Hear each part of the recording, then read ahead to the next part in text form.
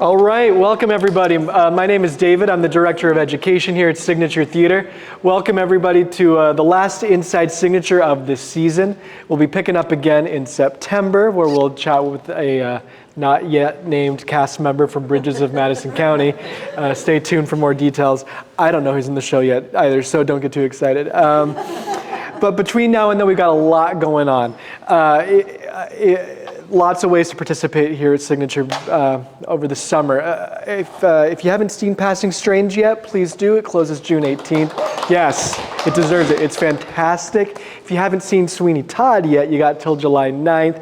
Also fantastic. June 5th, this upcoming Monday, we have our next SigWorks reading. This time we're doing a reading of a new play called Dharma. June 12th, we have our next Merrily We Sing Along, Sondheim Sing Along here in the lobby. And June 16th, we have our now annual Broadway in the Park concert with Megan Hilty and Leah Salonga out at Wolf Trap. Other things, we're still only in June. I'm only going to list June because there's so many events. June 27th, we have the Soul Divas Reprise Cabaret going on here in the Arc, and that goes for a week or two after that. So lots of stuff going on here at Signature. If you haven't been to one of these events before, let me run through how the event's going to work today. I'll ask our guests some questions. If at any point you here in person have a question yourself, just raise your hand and I'll call on you at an appropriate moment. For my friends at home, if you have any questions, just throw them into the chat at an appropriate moment. Those questions will get passed on to us. Just a matter of logistics. For my friends here in person, when you ask a question, so that our friends at home can hear it clearly, I will repeat the question before we move on to an answer. So we have here with us today Nathaniel Stampley, who is currently playing Sweeney Todd in Sweeney Todd. How's it going today? Great. Good. Yeah. Good. Good to be here. Good to be here. Glad to have you. So you are a singer and actor. How did that come to be? Tell us your story. Well, at some point, my parents met. No, just teasing. I grew up in Milwaukee, Wisconsin, and my mom is an incredible singer and pianist and organist, and my dad is a pastor. Okay. And so I grew up in the church singing a lot of Pentecostal music, a lot of gospel music. And I've spent my entire life trying to sing as well as my mom. Yeah. She's an amazing singer, and so is her twin sister. Oh. And so I just grew up with a lot of music in our house. I'm the oldest of 6. Wow. And we used to all sing together as a group. I love it. And then eventually in high school, I was exposed, in middle school and high school, I was exposed to classical music. And I joined the choir and eventually did musicals in high school. And as they say, the rest is sort of history. I went to the University of Wisconsin. Awesome. As a vocal major. I thought classical music was going to be my way to make a living. And then musical theater just sort of kept tapping me on the shoulder. And I didn't have to wait 10 years to mature to do certain roles, as in opera, and I've been doing it for a number of decades now. Amazing, I love it. I gotta say, it's actually pretty rare when I talk to somebody in these interviews where they're like, I grew up in a musical home. That's pretty unique. What kind of music was playing in your home growing up? You were singing in church, singing with your family. What was the music you were playing growing up? Yeah, well, because of our household, we listen to a lot of gospel music. Okay. So like the Hawkins singers, groups like Commission, the Clark Sisters, James Cleveland, a lot of gospel artists. And when I would visit other friends' homes is when I would get exposed to like R&B and other things. Yeah. And it wasn't until middle school that I really was exposed to classical music. Okay. Amazing. Your ear runs the gamut. That's great. Yeah, for sure. Were you, given your mom's musical abilities, I'm assuming they were cool with you pursuing the artistic path, or was there any resistance there? Yeah, I mean, I'm sure somewhere my dad would have loved for me to be a preacher. Yeah. And so I just found another way to be in front of people. Yeah. But yeah, I've always had their full support and the support of the church as well. And so because of that, I've been able to travel and do different things. And so I'm always grateful for their support and love. And so for any of you parents out there, support your kids, support them if they have the craziest ideas, but if that's their passion, just support them. Who knows how it's going to turn out. Yeah, I love that. Was singing always the plan for you then, or were there other career paths that you thought about? Oh, I thought I was going to go to college playing sports. Okay. What did you play? So I ran track and I played basketball. Nice. And my sophomore year of the basketball season, I blew out my knee in warm-ups of the first game of the year. And then I spent the next two and a half years in in physical therapy. Physical therapy has changed a lot since then, and so I'm sure that recovery time would have been less than half of that nowadays. Yeah. But it took me a long time, and so I was used to not going home right after school because there was always practice or something like that. And so I thought, well, I heard there was a school musical, and there are girls there, and so I auditioned for the musical, and the bug has bit me ever since. I love it. I love it. Were there teachers, directors, mentors that nudged you in this direction, that helped you along your path? Oh yeah, several. I always start with my mom, Carolyn Stampley, and I'm a junior, so Dr. Nathaniel Stampley is my dad.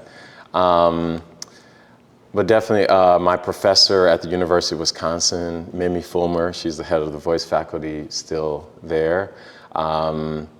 There's Hester Bastida, who's a world-class pianist. She helped me when I was in my teen years in Milwaukee. There's Dr. Wallace Cheatham. He's recently passed away. May he rest in peace. A wonderful choral conductor and composer. There's my high school director, Randy Swigum, who conducts youth orchestras and symphonies around the country. And also my middle school music teacher, Catherine Rebow. Amazing. Who I had a big crush on. I love it. When I was looking at your website to prepare for this, I stumbled on the Nate's Greats page. Could you talk a little bit about that, what that's all about? I thought it was really inspiring discovering that. Thanks. Yeah, it was an idea of, so many times, we lift up artists and, we don't come from just out of space. Like, we all come from places and we've all had support over the years or people that have inspired us. So I thought, what a great way to just kind of pay homage to many people that have inspired me personally and from afar. And so I have, what's called Nate's Greats on this page, and it's people like Randy Swigum and Mimi Fulmer, but also even greats like James Cleveland or the Hawkins Singers. Just people. Audra's on there. Yeah, Audra's on there, and Audra McDonald. And it's interesting that some of those people were people I'd always aspired to work with, or that always inspired me from afar, that eventually have become my colleagues. And so I'm grateful for that. That's cool. You should check it out on the website. It's just like a block list of like 100 names. It's cool to see such open gratitude. Thanks. I have to update the list. I have more names to add for sure. So you went to college in Wisconsin. What happened after that? Like, did you book a gig right out, or do you have to get some day jobs? What's the story? So my big move was after college. I spent the summer in West Africa, in Senegal, actually. Wow. And my father was doing some mission work, and I decided to just kind of tag along. And I was on my way to Manhattan School of Music for grad school. And I didn't end up going there, and just sort of ended up moving back to Milwaukee.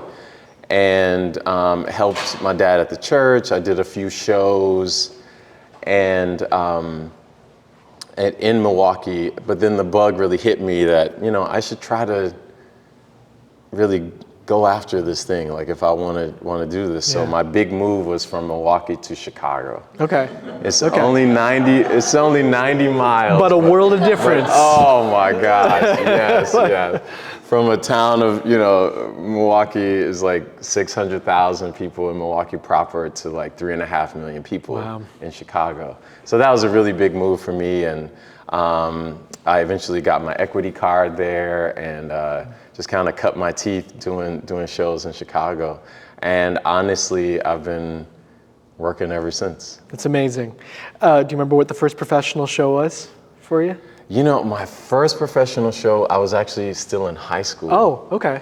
Yeah, I was in this production of the Florentine Opera's Porgy and Bess that they were doing at, which is now the Marcus Performing Arts Center, but it was just the PAC in downtown Milwaukee. And they just needed a bunch of black bodies on stage, you know, and I was one of the younger performers. So my high school music director and our accompanist, they sort of talked me into auditioning for the show. So I got a chance to, you know, perform with Donnie Ray Albert, who's a premier Porgy in that Houston Grand Opera recording from many years ago. And so that was my first time, and I was thinking, oh my gosh, these singers are amazing. Yeah. You know, yeah. So that was technically my first professional Good gig. for you. I was still in high school. Yeah. Any questions from our audience so far? Yes.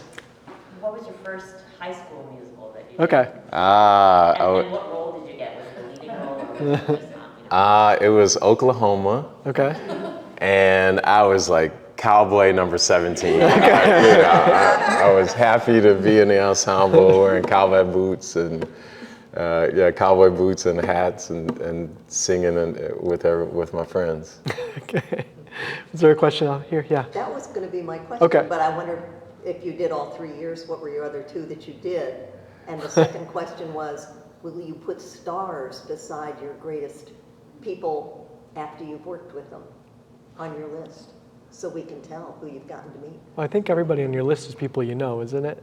No, it's not? no. Okay. So, for instance, like I never had the chance to meet James Baldwin. Yeah, that makes sense. That makes sense. You know. Yeah, that makes sense. You know, that's a good idea. I like to keep it, you know, people guessing so that people can give me more credit for working with people than maybe I actually have. And what was the first part of your question? I was just going to ask if you were in all 3 musicals in high school and what the other two Oh, the next musical was, the second musical was Fiddler on the Roof. Okay. And I played Perchik Oh, cool. in that. And then the third year, because I had rehabbed my knee and I was ready to get back to sports, I was cast in the next show, but the music director thought, you know, so our basketball team, I don't know how things work here in DC, but if you keep progressing in the high school sports, you kind of make the playoffs and then the state tournament sort of thing. And so it was coming up close to the start of rehearsals for our show, and our team kept winning. And so the director of the show, she said, you have to make a choice.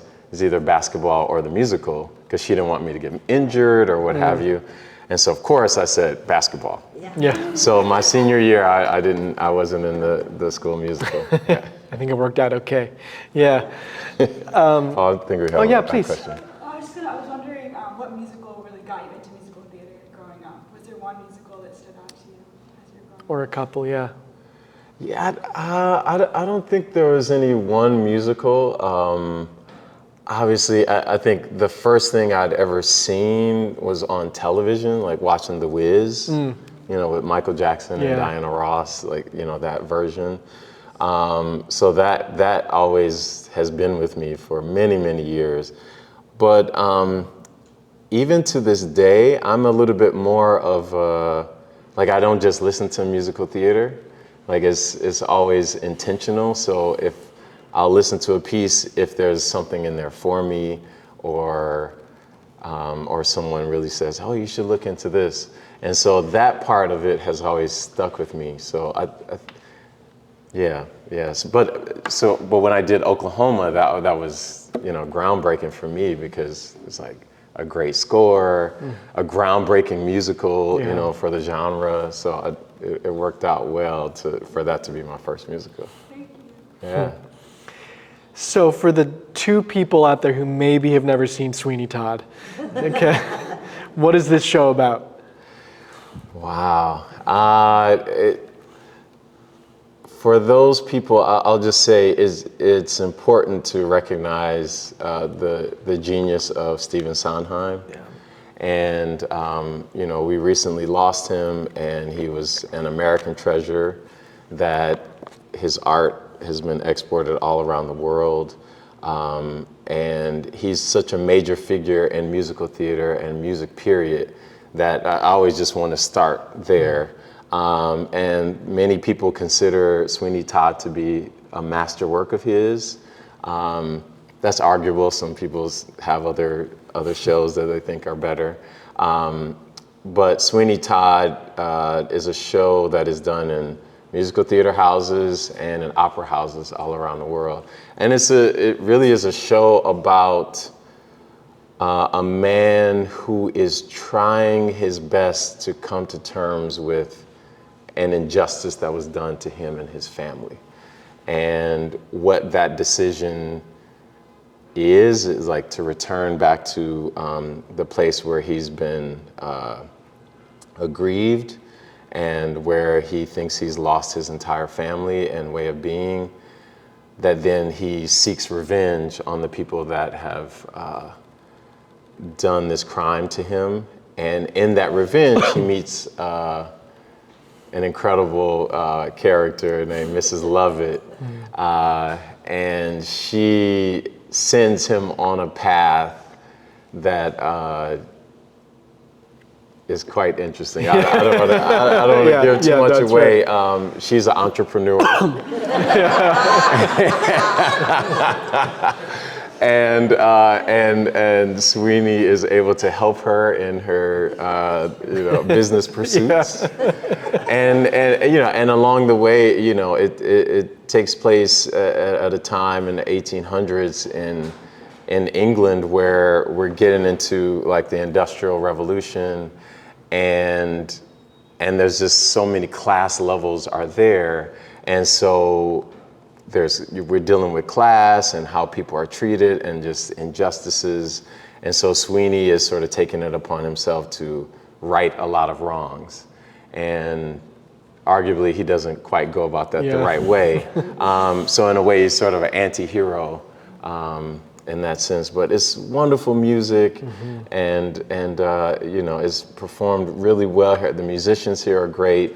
Sometimes you don't get a full orchestra when this piece is performed, but here we have 16 or 17 piece, and even that is scaled down from the original version, but it is a Jonathan Tunick orchestration, and it's just fantastic. So if you haven't seen it and you're not familiar with the piece, please come check us out. We're here through July 9th.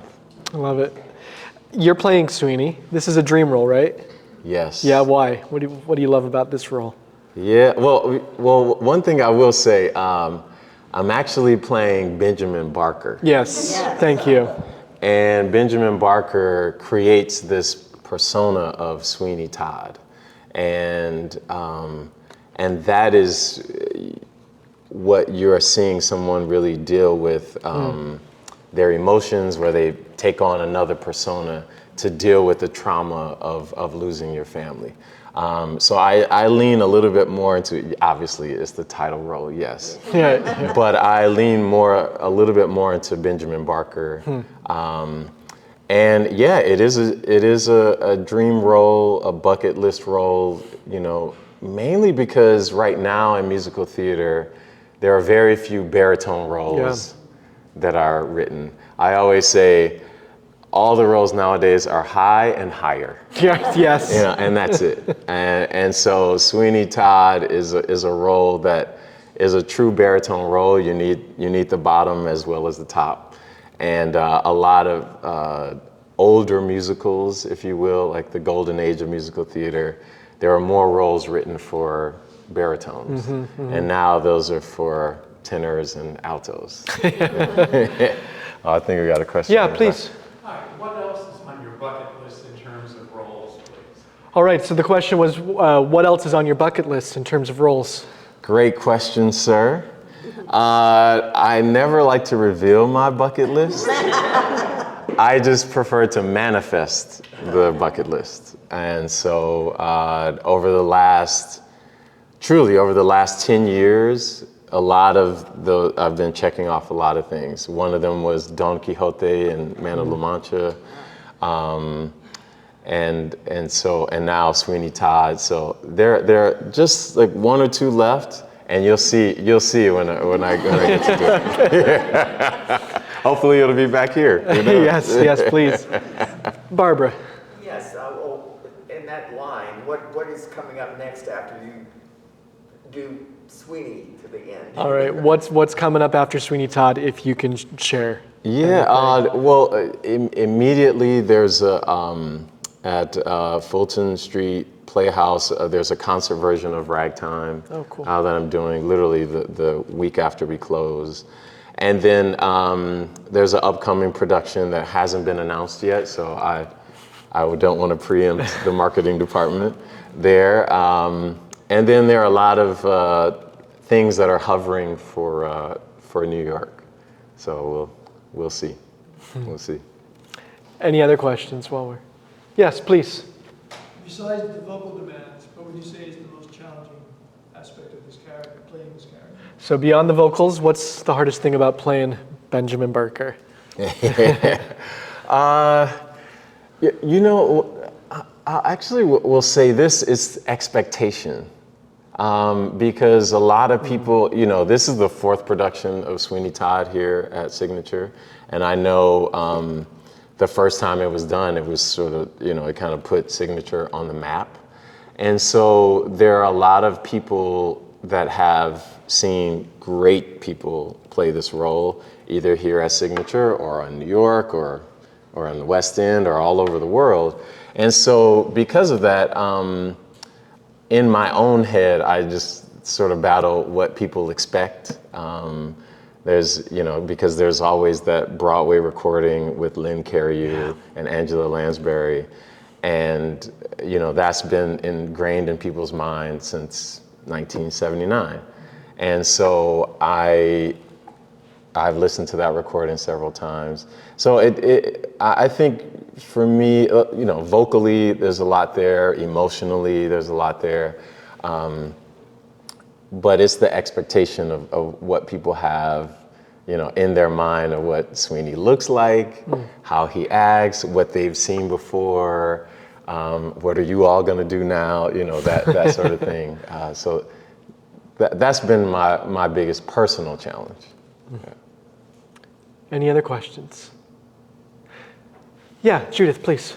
I understand from, I think, the first glimpse that your Mrs. Lovett actually recommended you for this role. Can you talk about your history with Brianna?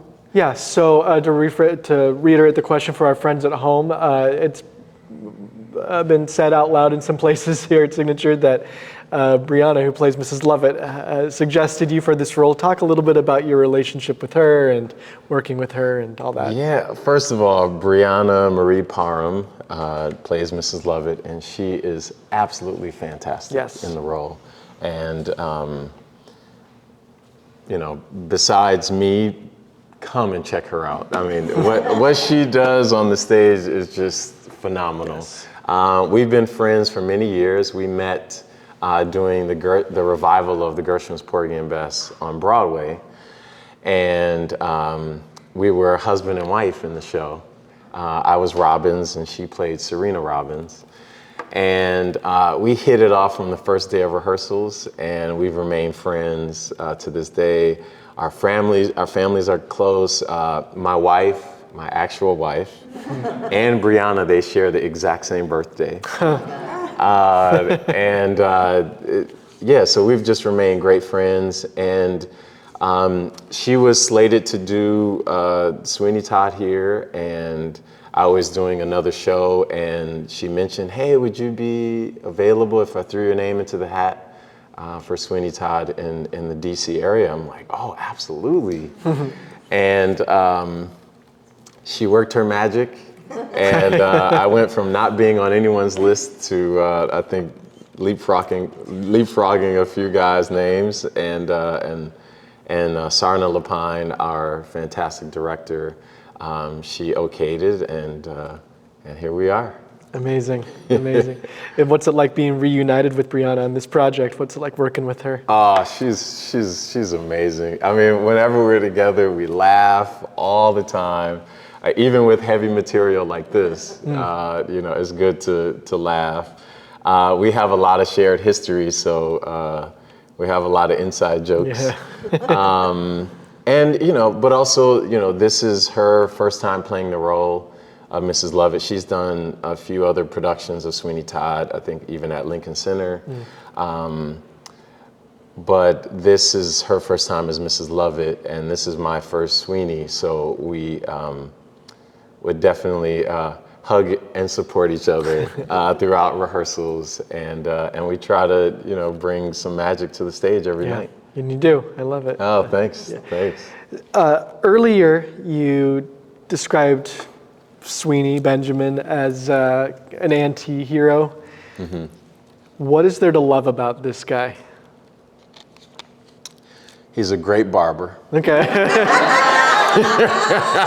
Thanks for coming, everybody. Have a good day. Okay.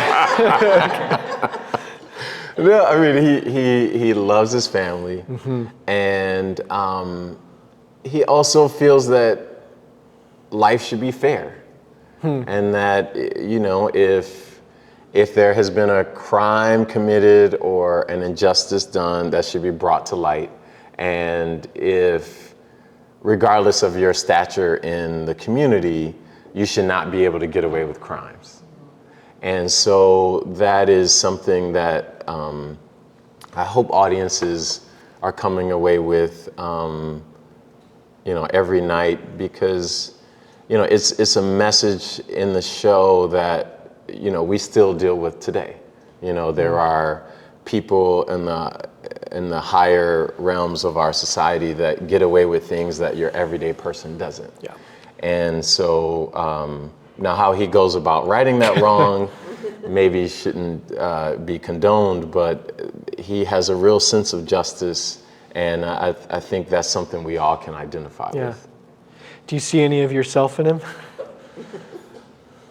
It's a hard question with this character, right? Hard question with this character. Can I plead the fifth? Yeah. No, great question. I think in order to, for me, and the way I approach a lot of roles is that I try to put myself in these characters' shoes and find pieces of them that I can really identify with in myself. And so it becomes very personal, each performance and each production. I do see bits of myself in Benjamin Barker and in Sweeney Todd. Yeah. And I hope audiences see that a little bit of themselves in these characters as well, because if your family was taken away from you for reasons that are beyond your control, how would you react? Yeah. It's easy to say, oh, I would never do that. Is that true? I don't know. I don't know. Yeah. I don't know. Oof. Judith, please. Not a question, but a comment, Okay. just in case anybody watching really is not familiar with Sweeney Todd at all. It's also a very funny show. There's a lot of, your character doesn't do a lot of humor, but it is a very funny show. It is. And so just to reiterate the comment for our friends at home, Judith said it more or less, we're making the show sound really heavy, and it is, but it's also very funny, and it is. So yes, thank you. Barbara. And the blood is really pretty in this picture. And the blood is very pretty in this production. Thank you, Barbara. It sparkles. I will say, Sarna, our director, she was really big on us leaning into the comedy of the show, because the material can get so heavy that audiences, as well as the performers, we need moments of levity so that you can, when it gets heavy again, we're ready for that. Versus, 2.5 hours of just, really mean and tough material. There's a lot of comedy there, and and Sondheim and Mr. Wheeler, they put a lot of comedy in the material, and a lot of people only talk about the more gory aspects of the show, but there's a lot of comedy there, in the text and the circumstances as well. Absolutely. Yeah. What are the joys of doing this show? My cast is phenomenal. Okay. I'm surrounded by some of DC's finest actors, and so I'm grateful for that. Anytime you get to collaborate with Allison Solomon, who was our choreographer, it was just a lot of fun in rehearsals, and it's such a big cast and a great cast of people. Off stage, there's a lot of hugging and laughing, and I always appreciate that. And to sing this material is just great. Yeah. These words in your mouth, and for some people this is their first Sweeney, and for some people, this might be their 4th, 5th, or 6th Sweeney. But either way, there's always something to be mined in the material. And so I'm happy to be a part of this incredible legacy here at Signature, and to be, your 4th Sweeney. Dory, please. The show has a lot of great lyrics, and some of them I know are easy to miss sometimes. They're so fast. Do you have a favorite lyric or favorite part of the show? Favorite lyrics in the show?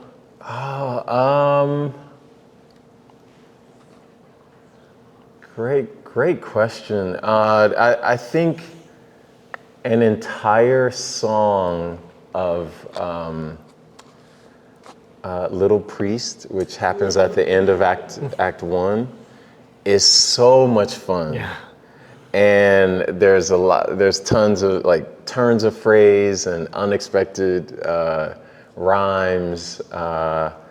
Little Priest is so much fun to do, and Brianna makes it just she's incredible. She's incredible, and also because these are things that I hear, so you always hear more than you sing, I think when Mrs. Lovett sings "By the Sea," which is early on in Act 2. That's a really fun song. Yes, it is. And a lot of text. Yeah. Sarah, did you have a question? Dory stole my question. Dory stole your question. Yeah. All right. Okay. We're ending our season of Sondheim here with this show, and theaters all over the country, probably all over the world, have been celebrating his legacy. Earlier, you used the word genius to describe Mr. Sondheim. What is the genius in Stephen Sondheim to you? Why do we revere him so deeply? Well, he's a direct linkage to the golden age of Broadway, and so he was mentored by some of the older greats like Oscar Hammerstein, and then he, even as a young man early in his career, to do the lyrics for West Side Story.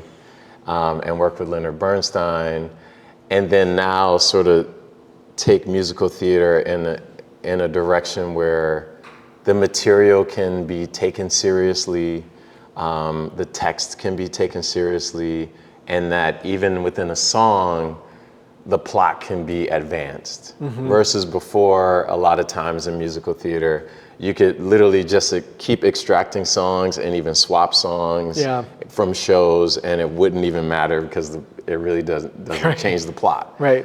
it would be hard to do that with a piece like Sweeney Todd. Possible. Or many of his other shows, Pacific Overtures or Into the Woods. And so he was really big on puzzles and games in his personal life. And so there are a lot of nuggets in shows. Sometimes they're even like little themes of other ideas from other shows are in some of the orchestrations. And the rhyming schemes are incredible. Yes. And you know, Sondheim, some people say, is the Shakespeare of musical theater. And so so there is a challenge that is there, and it's always going to be wordy. Yeah. That's just, you know, how he wrote, and it's going to be surprising. Yes. A lot of times. And then also, so along with that, the wonderful lyrics, there's also incredible melodies and great tunes that he also created.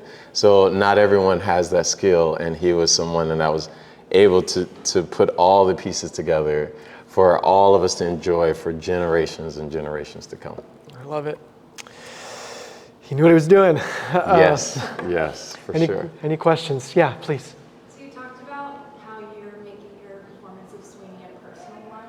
How do you go about diving into more of those darker scenes, and does it take any toll on you mentally once you step out of the role? So does the darker side of Sweeney take a toll on you? Oh yeah, for sure. It can take a really big toll on you. I've read Lynn Carreyrou, who was the original Sweeney Todd, who you can see on Blue Bloods, oddly enough, on television. He talks about, you know, he had bouts of alcoholism, he had vocal problems, and other personal problems. So those minefields are there. My big thing is, you know, I always check in with my wife and try to keep it light and easy on and off stage. And then also when things are really tough, I just try to hit the gym and, you know, just get that, some of that energy and angst out of me so that I can be a really decent human being off stage. But it you know, roles like this definitely can play a toll, and it's important to have healthy outlets. So sometimes it's just like listening to great music. I mean, DC is such a beautiful area, you know, here in Arlington and the DC proper. I mean, there's so many wonderful parks, and you know, the outdoors is so wonderful. I sometimes have to just take a walk in fresh air so that then I can slice up some people on stage. That's great. Any other questions so far? All right. And are there any other Sondheim roles you'd like to play, if you're willing to manifest that today? Yeah, there are, and you'll see them. Okay. Yeah, you'll see them. Fair. Okay. What are you learning from doing this production? What's Sweeney teaching you? Oh, wow. You know, one thing is, well, first of all, just to play the role is a dream come true. And so it is just a reminder for me that, you know, you can set goals for yourself and you can achieve those goals. Yeah. And then sometimes you can even surpass what those goals are. And so it's really important for our younger audience members and older ones that, you know, like shoot way higher, because if you miss, then you might hit a high goal. And keep going for it. So I'm glad that I set this goal for myself, and I'm doing my best every single night on stage to portray this hurt man in a way that is very realistic, but also very human. Because if he's too diabolical, audiences will just turn him off in like oh, that guy's just crazy. No, he's been aggrieved and he's trying to right a wrong. Yeah. And the other thing, one piece of advice I got early on in my career is that not to take things too seriously. And so as much as we're dealing with very heavy themes and important themes, at the end of the day, we're playing and we're acting. And so this isn't real life. I'm not killing several people every day. And so it's important to keep that in mind, that there are real, much deeper and harder issues outside of this theater. And so if we can help people forget some of those things for 2.5 hours, that's great. Yeah. That's great. Yeah, absolutely. Yeah.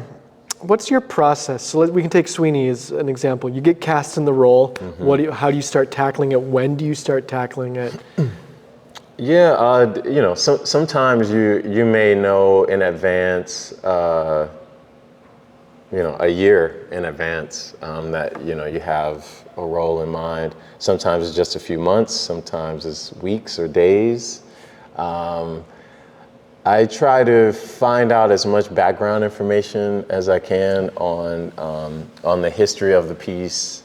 When it's a new musical, obviously there's not much to go on, but a piece like Sweeney, there's so much that's been written on it. There's been, dissertations and a lot written about Mr. Sondheim and his feelings about the show and how it's done, where it's done. So I dig into all of that stuff, and then I try to find out if there are any nuggets that friends of mine that have played the role, I try to, glean from them.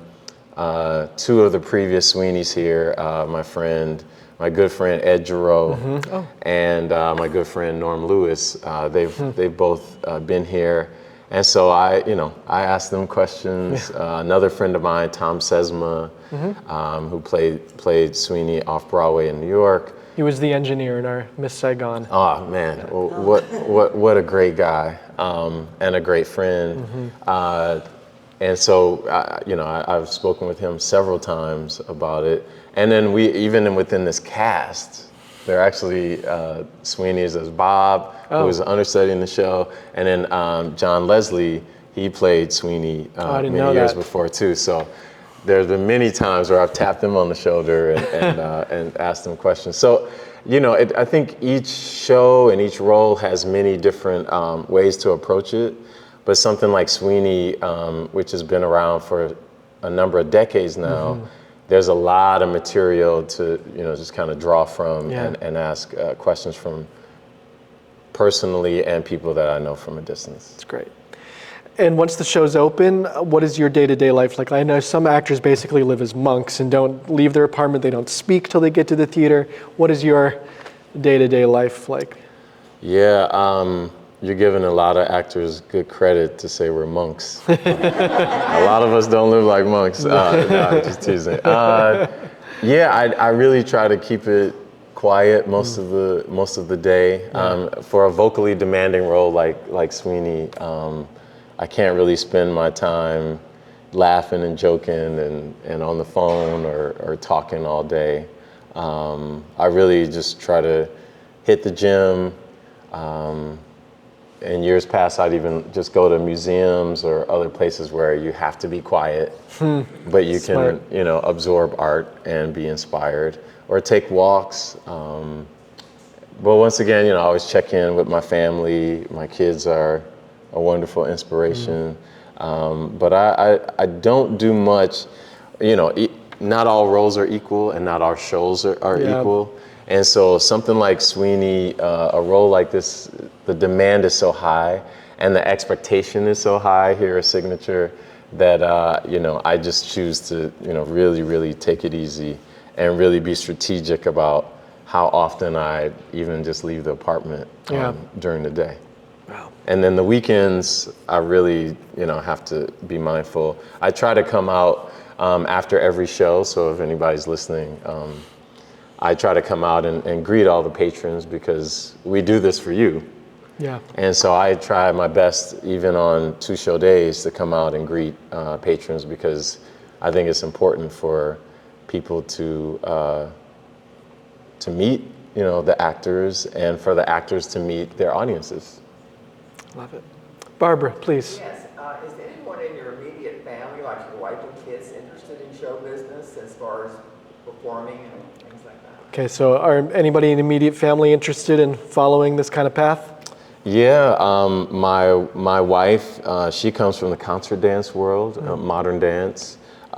She teaches now at Alvin Ailey in New York. And our daughter, and she's had an incredible career, has danced all around the world. Our daughter, she is a ballerina, and she will be 16 this month. And so she has professional pursuits that she's going after, so we're in support of her for that. And our son, he says, no way, that's for you all. He's a hockey player. Nice, good for him. Yeah. He's but in my family, and then I have to brag on my sister, Malkia Stampley. She is artistic producer at the Goodman Theater in Chicago. Wow. And but she's a director, actor, singer, dancer. She's a quintuple threat. So she's incredible. And so I get to collaborate with her. Have you performed at the Goodman yet? I have not. I have not. Okay. I have not. Any other questions? Now that the show's open, have you had a chance to see any of DC, or are you still pretty much locked down in Shirlington? Shirlington has been my home, and I have been unable to travel outside of Shirlington for right now. Okay. Even as I gain my Sweeney muscles, I will then dare to venture out and go into to visit, the Capitol for sure. Awesome. And when you're not performing, when you're in between shows, how are you spending your time?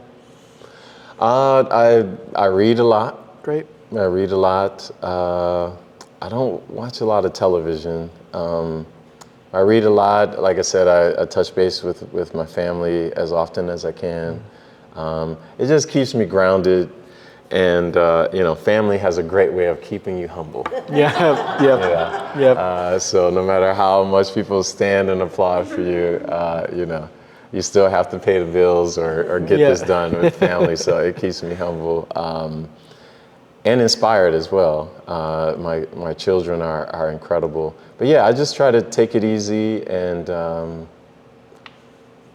I will say this, though. I'm just so grateful to be working. Our business is still, our entire industry is still really coming back from the pandemic.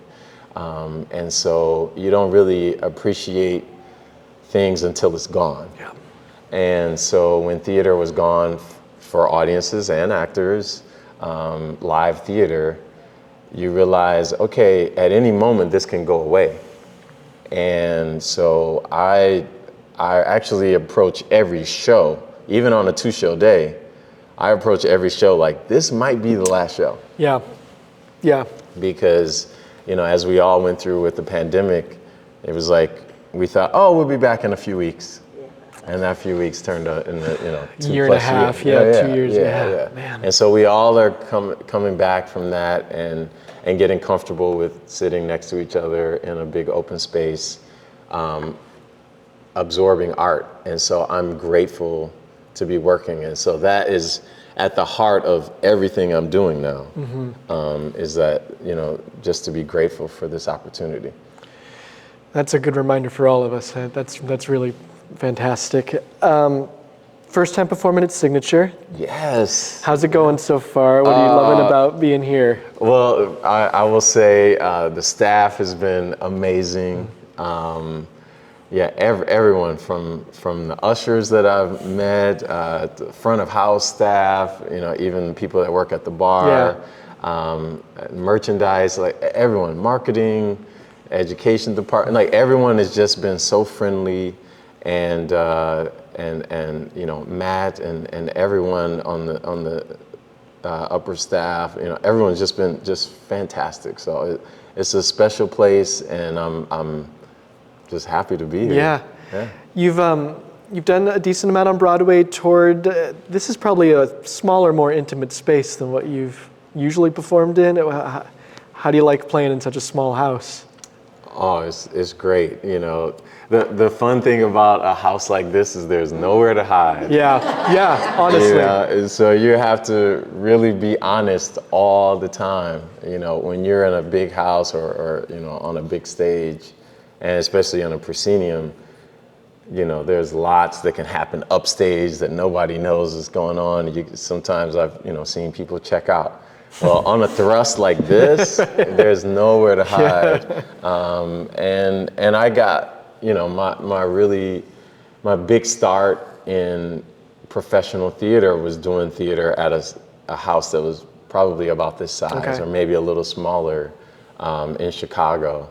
And man, it was some days are great and some days weren't. Yeah. But you know, you just keep going, and you know, the great thing about theater is like, all right, so I didn't get it right tonight. Yeah. Hopefully, there's another show where I can, you know, or another act even. Yeah. You know, or the next scene. Right. You know, sometimes that happens. You know, because you know, it's the beauty of live theater is that, you know, there are flubs. There are things that happen. Sometimes there's a squeak from the orchestra, or you know, or a prop falls, or someone drops a line. But the fun thing is like, okay, what are you going to do to get out of it? Yeah. Or how are you going to help your colleague, or how are we going to help this scene progress so that the next thing, so we can keep going. Yeah. So that's what's great about theater. Any questions from you guys? All right. Looking at your resume, you've done a little bit of film, TV, even some voiceover stuff. Do you have a preference between live theater and the recorded world, like, or? I mean, live theater is fantastic. I mean, you have to be honest all the time, and the thing is like audiences will tell you if they like it or they don't. You know, it'll be very quiet after a song, or you know, or even after a show. And I've been in several shows like that. And that's fine. You know, we all are entitled to how we feel, or how we feel about material. And so TV and film, you're waiting on ratings or viewership, and it's very much removed. But here it's, you know, theater is an actor's medium. And so, you know, you could even, to the point where you can rehearse a certain way, and then as a show progresses, by the end of the run, the show has morphed into something better or worse sometimes, you know? But it changes, because as humans, we always change. And so that's what's exciting about just, and, you know, and also with theater, we're all in the same room. Yeah. So if you sneeze, I hear it. Right. You know, like you laugh, I hear it. And so that's always exciting. What have been the most surprising things to you in terms of doing work in TV and film? Like what are the things you like where you go, oh, that is not how I thought this would play out? Well, I mean, the biggest thing is, you know, you could spend an entire like 10, 12 hours of a day on one scene. Yeah. And they just, you know, where the camera is right here, this way we can do maybe 20 takes like this, and then they'll move the camera over here. They'll remove that wall entirely, and then we'll do that scene another 20 times. You know, so that part of it is, there's a lot of waiting that I don't think people really appreciate or understand in film and television. Yeah, I think we have a question. Please. Just a quick question. How do you talked before about being like new shows or shows where there's not really a history. How do you approach the role then, like kind of building the character up? Cool. So how do you develop a character when it's a new work as opposed to something established like Sweeney? Yeah, well, you know, at some point in 1976 or 1977, Sweeney didn't exist.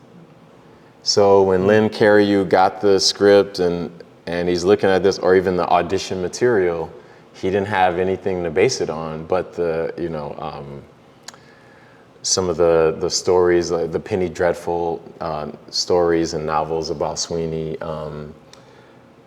And so the same exists in really any show. Sometimes they're based on historical figures or fictional figures,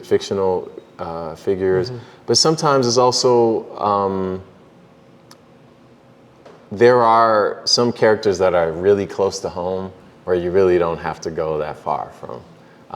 And so it's like, so for instance, if I were to be presented with material about a pastor of a church, of a Pentecostal church, well, I grew up in that my entire life, and I've been watching my dad since day one. So I would know that that would not be a stretch for me. Yeah. You've performed around the world, touring Broadway, regional theaters, did a stint in the West End. Are audiences the same everywhere? Like, are audiences, or can you tell a difference place to place?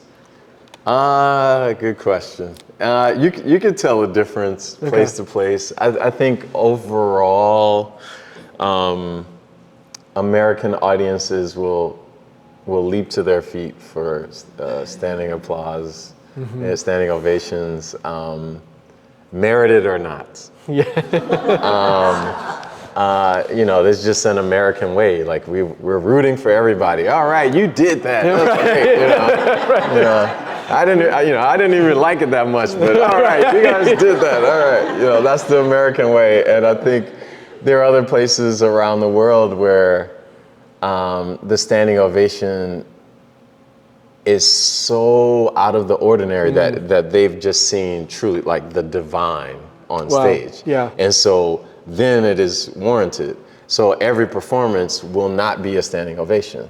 And so you can't go in thinking, oh man, they hated it. No, they don't give, it's like there are only so many times you can see a shooting star in your life. Yeah. And so that's how that is treated in other places around the world. So, I mean, don't get me wrong, I appreciate standing ovation. Don't get me wrong. Favorite cities you've performed in? Favorite cities, Shirlington. Thank you. Earned that standing ovation tonight. I mean, my hometown, Milwaukee. Yeah. Anytime I get to get back home and perform there, because everyone can't come out to New York or other places, but Chicago is still my most favorite city of all time, anywhere in the world. But yeah, I also get a chance to do some concert work in classical music. Yeah. And so there are a lot of times where, those audiences or those stages or those venues, they're very different than theater. And I love that equally. Yeah. Yeah, I love that equally. Yeah.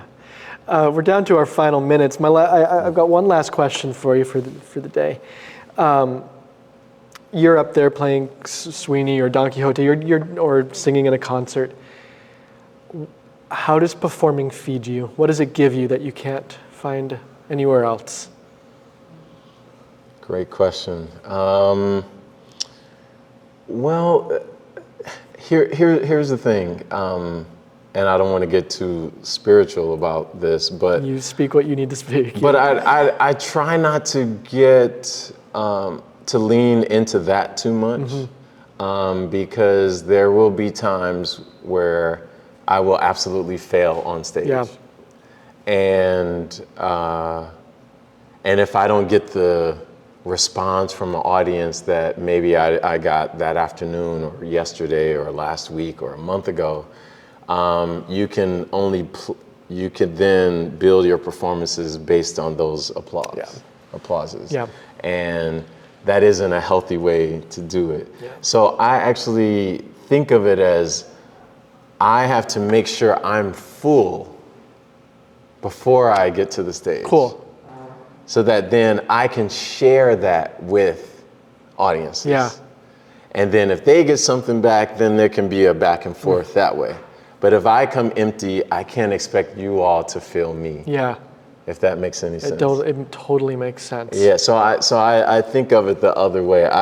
So that also means I have to make sure I guard my heart and mind, and even emotions as before, during the day, so that then I can come a full version of myself, not a depleted version of myself. Yeah.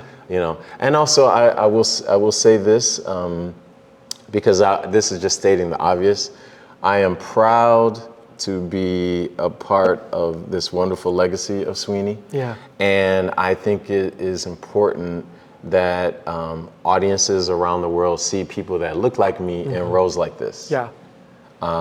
Because I don't ever want us to think that, with colorblind casting, we just don't think about that stuff.